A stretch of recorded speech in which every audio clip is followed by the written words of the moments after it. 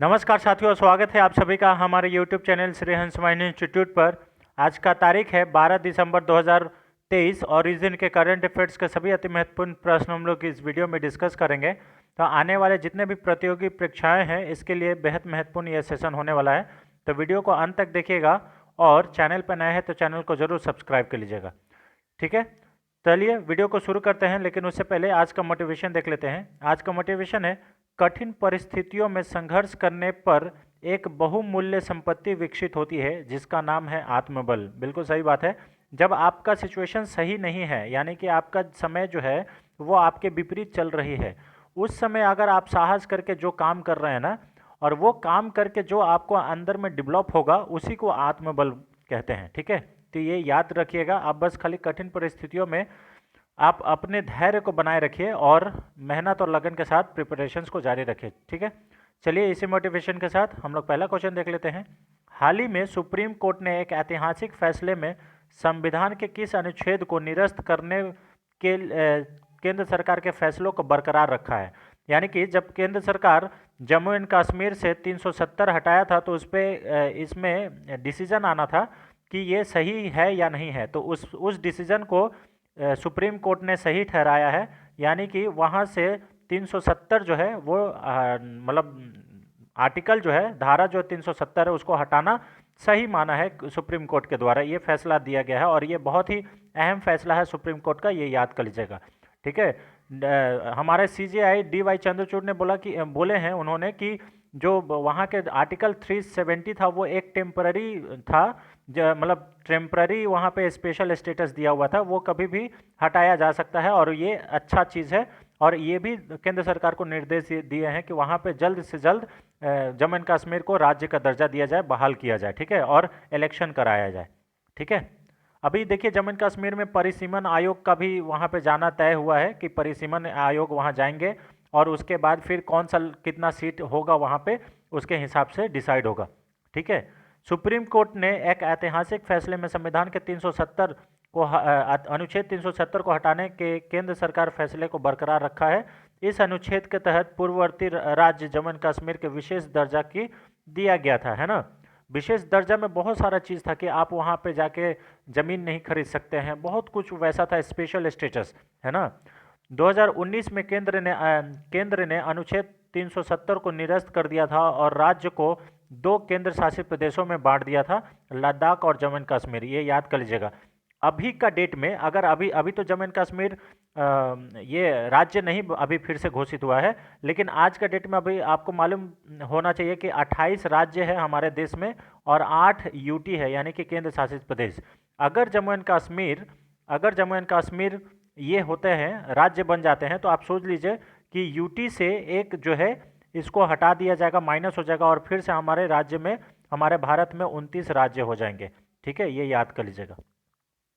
Chief justice DY Chandrachud की अध्यक्षता वाली 5 जजों की संविधान पीठ ने केंद्र के फैसले को चुनौती देने वाली याचिकाओं को सुनवाई कर यह फैसला दिया है। संविधान पीठ के अन्य न्यायाधीशों में न्यायमूर्ति संजय किशन कौल थे, संजीव खन्ना थे, BR गवई और सूर्यकांत शामिल थे। ये भी पूछ सकता है ना कि DY चंद्रचूड़ के अलावा और भी कौन वहाँ पे जज थे, तो उसमें है संजय किशन कौल, संजीव खन्ना, BR गवई और सूर्यकांत। ये याद कर लीजिएगा, ठीक है ना, इंपॉर्टेंट है।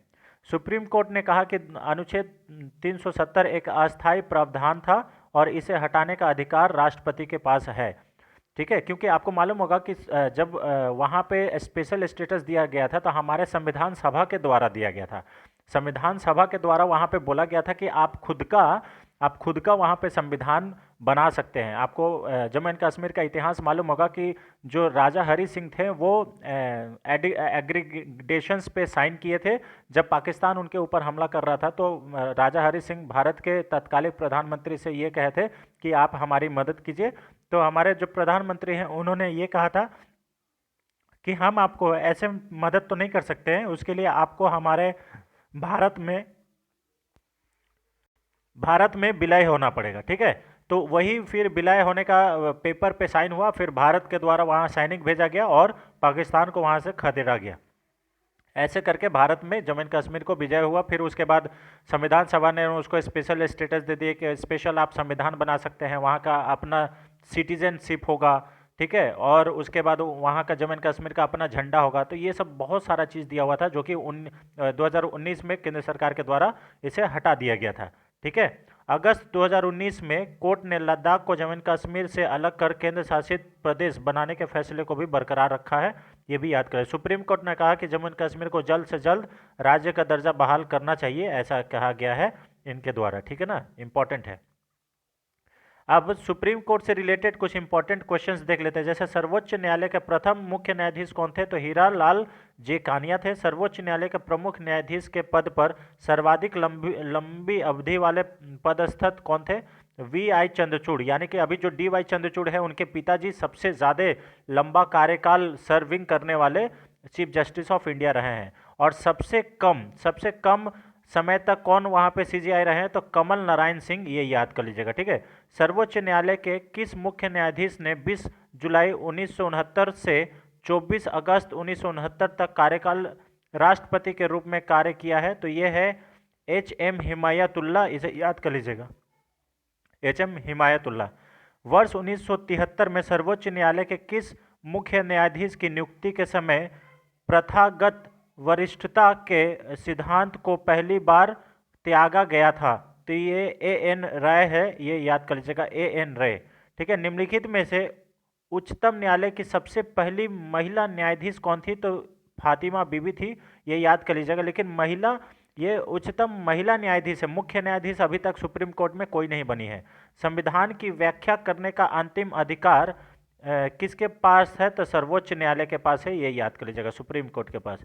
निम्नलिखित में से किसके मामले उच्च न्यायालय व उच्चतम न्यायालय दोनों की अधिकारिता में आते हैं, तो मूल अधिकार का संरक्षण, ये याद कर लीजिएगा। कौन सा अनुच्छेद सर्वोच्च न्यायालय को अभिलेख न्यायालय का स्थान प्रदान करता है, अनुच्छेद 129, ये याद कर ले, बहुत ज़्यादा इंपॉर्टेंट ही ऐसा अनुच्छेद है ना। जब राष्ट्रपति एवं उपराष्ट्रपति का पद खाली हो तो भारत के राष्ट्रपति के पद पर कौन होता है, तो भारत का मुख्य न्यायाधीश, यानी कि चीफ जस्टिस ऑफ इंडिया। अगर राष्ट्रपति और उपराष्ट्रपति दोनों ही नहीं है तो उस केस में चीफ जस्टिस ऑफ इंडिया राष्ट्रपति के रूप में जो पदभार है वो संभालते हैं। उसके बाद परामर्शी अधिकार क्षेत्र के अंतर्गत उच्चतम न्यायालय किसी विधि के प्रश्न या जनता के लिए विशेष महत्व के तथ्य पर परामर्श देता है, उसे भेजा जाए तो ये राष्ट्रपति के द्वारा भेजा जाता है, ये याद कर लीजिएगा। जब भारतीय न्यायिक पद्धति में लोकहित मुकदमा यानी कि पब्लिक इंटरेस्ट लिटिगेशन दायर किया जाता है, लाया गया, तब भारत के मुख्य न्यायमूर्ति कौन थे, तो ये पी.एन. भगवती थे। जब पहली बार पब्लिक इंटरेस्ट लिटिगेशन लाया गया था तो उस समय भारत के मुख्य न्यायाधीश कौन थे, तो पी.एन. भगवती थे। सर्वोच्च न्यायालय के न्यायाधीश भारत के राष्ट्रपति द्वारा हटाए जाते हैं, ये संसद में महाभियोग प्रस्ताव लाने के बाद ही हटाया जा सकता है, यह याद रखिएगा, ठीक है। चलिए क्वेश्चन नंबर 2 पे आते हैं। हाल ही में जलवायु परिवर्तन सूचकांक 2023 में भारत का कौन सा स्थान रहा, तो देखिए जलवायु परिवर्तन सूचकांक में भारत का जो स्थान है वो 7वां स्थान रहा है। ऑप्शन नंबर सी इसका सही आंसर है, ठीक है ना, 7वां स्थान, ठीक है। 8 दिसंबर को वैश्विक जलवायु वार्ता COP28 के दौरान जारी रिपोर्ट के अनुसार भारत अभी भी जलवायु परिवर्तन की दिशा में सबसे अधिक प्रयास करने वाला देशों की सूची में बना हुआ है। भारत टॉप 10 में अभी भी शामिल है लगातार 5 साल से, ये याद कर लीजिएगा, है ना, इंपॉर्टेंट है। दुबई में ग्लोबल क्लाइमेट कॉन्फ्रेंस में जारी रिपोर्ट के मुताबिक भारत लगातार 5 साल से टॉप 10 देशों में बना हुआ है। जलवायु परिवर्तन सूचकांक कार्बन उत्सर्जन, ठीक है, को कम करने के लिए 63 देशों और यूरोपीय संघ के प्रयासों का एक आकलन करता है। 90% ग्रीन हाउस गैस इन्हीं देशों में से उत्सर्जित होती है, ये याद कर लीजिएगा, ठीक है, ग्रीन हाउस गैस। इस सूचकांक में चीन जो है 91वें स्थान पर है और अमेरिका 97वें स्थान पर है, ये भी याद कर लीजिएगा। ऐसे भी क्वेश्चन पूछा जा सकता है कि चीन कितने स्थान पर है, ये इंपॉर्टेंट है। आज तक भारत की गैर जीवाश्म ऊर्जा स्थापित क्षमता 2030 तक 50% के लक्ष्य की तुलना में लगभग 44% है, ये याद कर लीजिएगा, ठीक है, इंपॉर्टेंट है। चलिए अब यहाँ पे हम लोग नेक्स्ट क्वेश्चन पर चलते हैं। क्वेश्चन नंबर 3, हाल ही में छत्तीसगढ़ के नए मुख्यमंत्री कौन बने हैं? तो छत्तीसगढ़ के नए मुख्यमंत्री जो है ये विष्णुदेव साय बने हैं। ऑप्शन नंबर ए इसका सही आंसर है, विष्णुदेव साय। और मध्य प्रदेश के कौन बने हैं? तो ये मोहन यादव बने हैं, ये याद कर लीजिएगा, है ना। म से मध्य प्रदेश, म से मोहन, ये याद कर लीजिए। ऑप्शन नंबर ए इसका सही आंसर है। छत्तीसगढ़ के मुख्यमंत्री विष्णुदेव बने हैं, ये याद कर लीजिएगा। और अभी छत्तीसगढ़ के राजस्थान के भी अभी सीएम डिक्लेयर हो गए हैं, उनका नाम है भजन लाल शर्मा। क्या नाम है? भजन लाल शर्मा, ये याद कर लीजिएगा, है ना, भजन लाल शर्मा। भजन लाल शर्मा जो है ये है राजस्थान के नए सीएम, ये याद कर लीजिएगा, इंपॉर्टेंट है ना।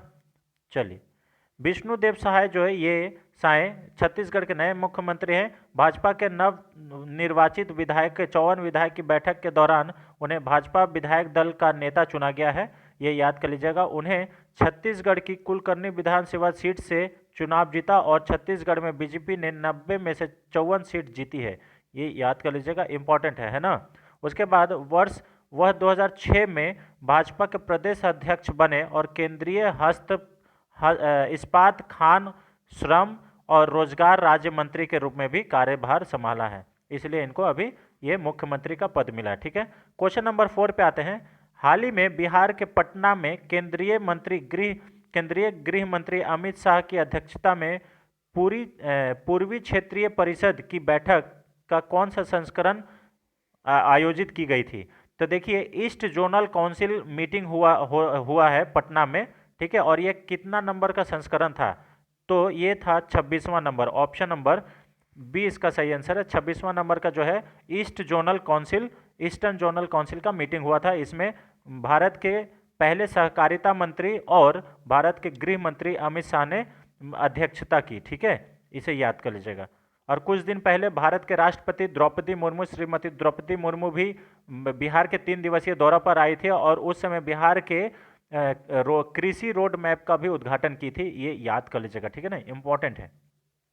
उन्होंने कहा कि अच्छा, ये देखिए, बैठक के दौरान श्री अमित शाह ने बिहार, झारखंड और पश्चिम बंगाल और उड़ीसा के प्रतिनिधियों को भी संबोधित किया। उन्होंने सभी सदस्यों के सर्वांगीण विकास के लिए सहकारी संवाद की भावना के साथ काम करने के लिए अपील की। उन्होंने कहा कि पूर्वी क्षेत्रीय परिषद को पिछले 9 वर्षों में बड़ी सफलता मिली है। इस मंच पर बातचीत के माध्यम से 1100 से अधिक विवादों का भी निपटारा किया गया है। बैठक में बिहार के मुख्यमंत्री नीतीश कुमार ने जातीय जनगणना का भी मुद्दा उठाया।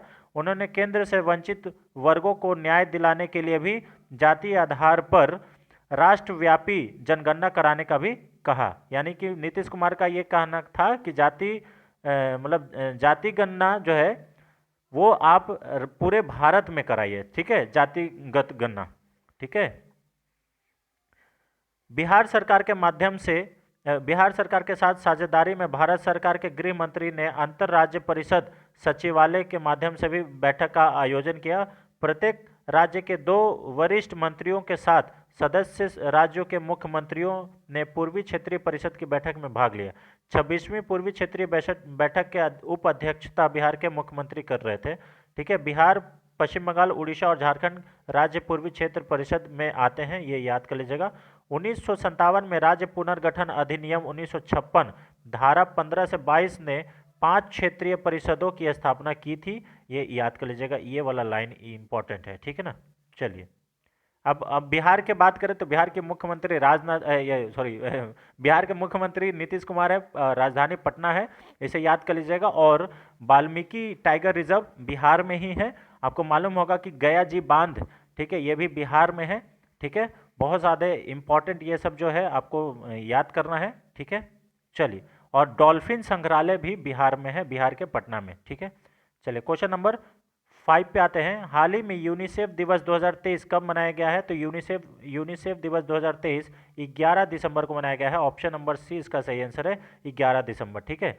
हाल ही में 11 दिसंबर को यूनिसेफ दिवस मनाया गया है। हर साल 11 दिसंबर को यूनिसेफ दिवस मनाया जाता है, ठीक है ना। यूनिसेफ का मतलब होता है संयुक्त राष्ट्र अंतर्राष्ट्रीय बाल आपातकालीन कोष।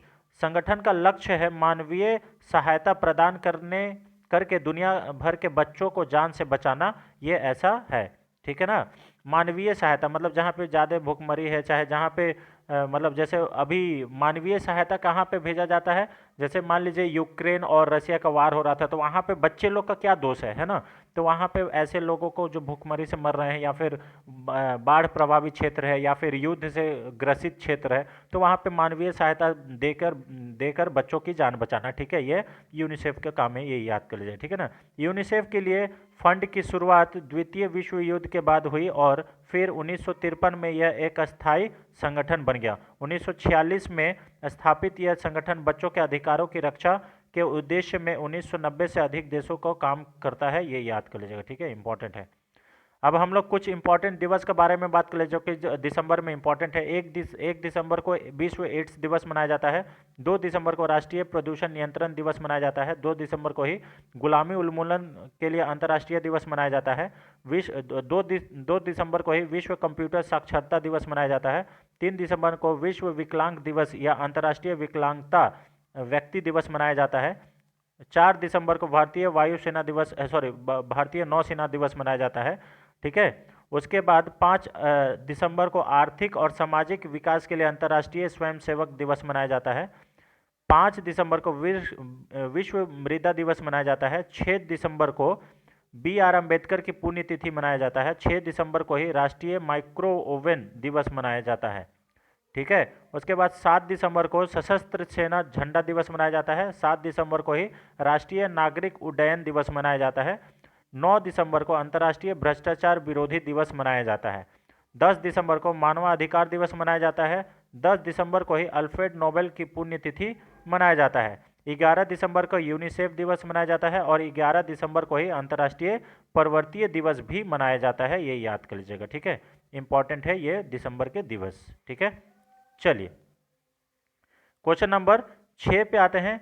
हाल ही में भारत के अगले 7 वर्षों में जलवायु परिवर्तन अनुकूलन पर कितने लाख खर्च करने का अनुमान है, ठीक है। भारत यानी कि जलवायु परिवर्तन अनुकूल के लिए भारत अगले 7 वर्षों में कितने लाख रुपए खर्चा करेगा, ठीक है। तो ये जो है ये कितने का खर्च करेगा भारत, जो है ये 57 लाख रुपए खर्च करेगा। ऑप्शन नंबर बी इसका सही आंसर है, जलवायु परिवर्तन अनुकूल बनाने के लिए, ठीक है। ऑप्शन नंबर बी 57 लाख रुपए भारत ये खर्च करेगा। भारत ने संयुक्त राष्ट्र जलवायु परिवर्तन फ्रेमवर्क को बताया कि भारत ने वित्तीय वर्ष 2021 से 22 के दौरान जलवायु अनुकूल पर अपनी GDP का 5.5% से अधिक यानी कि लगभग 13,35,000 करोड़ रुपए खर्च किए हैं। और भारत ने यह भी बताया कि इस उद्देश्य के लिए अगले 7 वर्षों तक लगभग 57 लाख रुपए खर्च किए जाएंगे ताकि जलवायु परिवर्तन की स्थिति में और अधिक प्रतिकूल होने से रोका जा सके, ठीक है। 9 दिसंबर को इसने भारत का नवीनतम सब मिशन दाखिल किया गया जिसमें अनुकूलन आवश्यकताओं का भी पहला मूल्यांकन शामिल है, ठीक है। जलवायु प्रेरित क्षति इस राशि को 15.5 लाख करोड़ रुपए एक और बढ़ा सकती है, ऐसा कहना का है। इसका उद्देश्य है ग्रीन हाउस गैस उत्सर्जन को कम करना, ये याद कर लीजिएगा, ठीक है ना, इंपॉर्टेंट है ग्रीन हाउस गैस को कम करना। चलिए अब यहाँ पे कुछ और, यहाँ पे ये टॉपिक ये था 1997 में क्योटो प्रोटोकॉल तंत्र के तहत इन्हें राष्ट्रीय संचार कहा गया था, ठीक है। 11 दिसंबर 1997 में क्योटो प्रोटोकॉल जापान में ये अपनाया गया था और 16 फरवरी 2005 को लागू किया गया था क्योटो प्रोटोकॉल, ये भी याद कर लीजिएगा, ठीक है। क्योटो प्रोटोकॉल ने वातावरण में ग्रीन हाउस सांद्रता को जलवायु प्रणाली के साथ खतरनाक मानव जनित हस्तक्षेप को रोकने वाले स्तर तक था, ये ऐसा है काम करके ग्लोबल वार्मिंग की शुरुआत को कम करने के लिए UNFCCC के उद्देश्यों को लागू किया था, है ना, ये याद कर लीजिएगा, ठीक है। चलिए क्वेश्चन नंबर 7 पे आते हैं। हाल ही में 10 दिसंबर 2023 को निम्नलिखित में से किस शहर में वन भारत साड़ी वॉकथॉन को हरी झंडी दिखाई गई है, तो किस शहर में, तो ये हुआ है मुंबई में। ऑप्शन नंबर 20 का सही आंसर है वन भारत साड़ी वॉकथॉन, ये जो है ऑप्शन नंबर 20 का सही आंसर है मुंबई में। और ये मिनिस्ट्री ऑफ टेक्सटाइल के द्वारा आयोजित किया गया था। ठीक है, केंद्रीय मंत्री पीयूष गोयल, केंद्रीय कपड़ा मंत्री पीयूष गोयल और कपड़ा राज्य मंत्री ये दर्शन जरदोस और संसद सदस्य लोकसभा का ये पूनम महाजन के द्वारा संयुक्त रूप से हरी झंडी इसका दिखाया गया। इसका उद्देश्य है साड़ी पहनने के अपने तरीकों को प्रदर्शित करने के लिए पूरे भारत में महिलाओं की भागीदारी के माध्यम से भारत में हथकरघा साड़ी की संस्कृति को बढ़ावा देना। यानी कि हथकरघा जो हाथ से बना बुनकर जो साड़ी है उसको बढ़ावा देना और साड़ी कैसे पहना जाता है उसके बारे में जागरूकता फैलाना। ठीक है, इसके अतिरिक्त यह पारंपरिक वस्त्रों की भावना को बढ़ावा देता है। यह वोकल फॉर लोकल के विचार का भी समर्थन करता है। इसका उद्देश्य है महिलाओं में फिटनेस के बारे में जागरूकता पैदा करना और इसका उद्देश्य ये भी है कि उन्हें स्वस्थ जीवन जीने के लिए प्रोत्साहित करना। ठीक है, ये इम्पॉर्टेंट है। 5000 से अधिक महिलाएं अपनी विशिष्ट पारंपरिक पोशाक में सजी धजी इस कार्यक्रम में शामिल हुई, ऐसा करने का है। ठीक है ना, इम्पॉर्टेंट है। ठीक है, चलिए, महिलाओं को ज़्यादातर साड़ी ही बहुत सुंदर दिखता है, अच्छा लगता है, पहनना भी चाहिए, है ना, हमारा संस्कृति भी उसी में है। चलिए क्वेश्चन नंबर 8 पे आते हैं। भारत द्वारा 11 दिसंबर 2023 से निम्नलिखित में से किस शहर में 4 दिवसीय 27वें WAIPA विश्व निवेश सम्मेलन की मेजबानी की जा रही है? तो 4 दिवसीय 27वें WAIPA का जो मेजबानी है वो भारत नई दिल्ली में कर रहा है। ऑप्शन नंबर 20 का सही आंसर है। ठीक है ना, देखिए, सम्मेलन का आयोजन भारत सरकार की राष्ट्रीय निवेश संवर्धन और सुविधा एजेंसी और विश्व निवेश संवर्धन एजेंसियों को संघ द्वारा किया जा रहा है। उद्योग संवर्धन और आंतरिक व्यापार विभाग के तत्वाधान में यह अब तक का सबसे बड़ा विश्व निवेश सम्मेलन है। केंद्रीय मंत्री पीयूष गोयल 13 दिसंबर को कार्रवाई दशक में व्यापार और निवेश की भूमिका का मुख्य भाषण देंगे, यानी कि कल का दिन। ठीक है ना, पीयूष गोयल विभिन्न प्रौद्योगिकियों के माध्यम से सेवाओं, प्रौद्योगिकी और उत्पादों में भारत की सर्वश्रेष्ठता का प्रदर्शन करने वाले एक्सपीरियंस इंडिया सेंटर का भी शुभारंभ करेंगे, ये याद है। ठीक है, इंपॉर्टेंट है। विश्व निवेश सम्मेलन पहली बार भारत में आयोजित किया जा रहा है, तो इसलिए ये इम्पोर्टेंट भी हो जाता है। सम्मेलन में लगभग 10,000 से अधिक प्रतिभागी, 50 निवेश संवर्धन एजेंसी और विभिन्न बहुराष्ट्रीय एजेंसियां भी भाग लेंगी, इसमें ये कहा गया। ठीक है ना, तो ये पहली बार हो रहा है, इसलिए हम लोग इसको लिए हैं। ठीक है ना, और यहाँ पे देखिए एक चीज़ और है कि यहाँ पे WAIPA का फुल फॉर्म क्या है, तो वर्ल्ड इन्वेस्टमेंट कॉन्फ्रेंस, ये याद कर लीजिएगा, वर्ल्ड इन्वेस्टमेंट कॉन्फ्रेंस, ये याद कर लीजिएगा, इंपॉर्टेंट है। ठीक है ना, चलिए, दिल्ली में हो रहा है। क्वेश्चन नंबर 9 पे आते हैं। हाल ही में ICGS सजग ने सद्भावना यात्रा के तहत किन देशों के साथ समुद्री सहयोग के ऊपर साझेदारी की है? मतलब इनहेंस्ड किया है मैरीटाइम कॉरपोरेशन। ठीक है, तो ये जो किया है संयुक्त अरब अमीरात के साथ। ऑप्शन नंबर ए इसका सही आंसर है, ICGS, है ना। चलिए, अब इससे रिलेटेड हम लोग क्वेश्चन बात कर लेते हैं। ICGS सहज 8 दिसंबर को किंग अब्दुल अजीज पोर्ट अद-दम यानी कि सऊदी अरब से प्रस्थान करके 10 दिसंबर को पोर्ट मीना राशिद दुबई में पहुंचा। यह यात्रा खाड़ी क्षेत्र में 3 दिवसीय सद्भावना पहल का हिस्सा है, जो भारतीय तटरक्षक बल और UAE समुद्री एजेंसियों के बीच संबंधों को, सहयोग को और मजबूती करता है। जहाज का स्वागत UAE तटरक्षक बल के कर्नल मारवान मोहम्मद हसन अल्प मरूकी ने किया, ऐसे याद कर लीजिएगा। इसका उद्देश्य है संयुक्त अभ्यास और बातचीत के सहित व्यापारिक संबंधों को बढ़ावा देना, समुद्री क्षेत्रों में सहयोगात्मक प्रयासों को योगदान देना। ठीक है, ये याद कर लीजिएगा। ठीक है, इंपॉर्टेंट है। चलिए, क्वेश्चन नंबर 10 पे आते हैं। क्वेश्चन नंबर 10 है, हाल ही में भारत और किस देश के बीच राजनयिक संबंधों के 50 वर्ष पूरे हो गए हैं?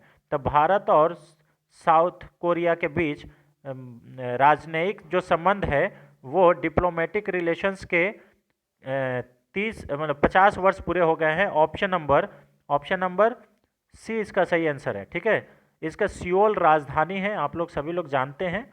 ठीक है ना, और इसका 50 साल पूरे हो गए हैं दक्षिण कोरिया और भारत के। ठीक है, भारत कोरिया गणराज्य संबंधों में हाल ही के वर्षों में उल्लेखनीय प्रगति हुई है और ये वास्तव में बहुआयामी बन गए हैं, जो हितों के महत्वपूर्ण अभिसरण, आपसी आपसी सद्भावना और उच्च स्तरीय आदान प्रदान करते हैं। 1962 में द्विपक्षीय काउंसिलर संबंध स्थापित किए गए थे, ये याद कर लीजिएगा इसलिए, ठीक है। 1973 में दोनों देशों के बीच औपचारिक रूप से राजनयिक संबंध स्थापित किए गए थे, ठीक है ना। तो ये ऐसे आपसे पूछ सकता है कि अभी हाल ही में भारत और दक्षिण कोरिया के बीच राजनयिक संबंधों के 50 वर्ष पूरे हुए हैं। किस वर्ष दोनों देशों के बीच औपचारिक रूप से राजनयिक संबंध स्थापित किए गए थे? तो इसका आंसर हो जाएगा 1973, ठीक है ना, इसीलिए इसका 50 वर्ष पूरे हो गए हैं, ये याद कर लीजिएगा, ठीक है, 1973। चलिए, तो ये रहा फ्रेंड्स आज का 10 अति महत्वपूर्ण प्रश्न, जो कि आने वाले सभी प्रतियोगी परीक्षाओं के लिए बेहद महत्वपूर्ण होगा। चाहे आप जिस किसी भी एग्जाम्स के लिए प्रिपरेशंस कर रहे हो, हमारा ये सेशंस आपको ज़रूर हेल्पफुल होगा, क्वेश्चंस आएंगे इससे, ठीक है, ये हमारा विश्वास है। और अगर आपको लगता है कि इससे आपको कुछ फ़ायदा होता है तो वीडियो को लाइक करें, और चैनल पर नए हैं तो चैनल को जरूर सब्सक्राइब कर लें, ठीक है। Thanks for watching friends, thank you so much, मिलते हैं नेक्स्ट वीडियो में, तब तक के लिए जय Hind, thank you so much.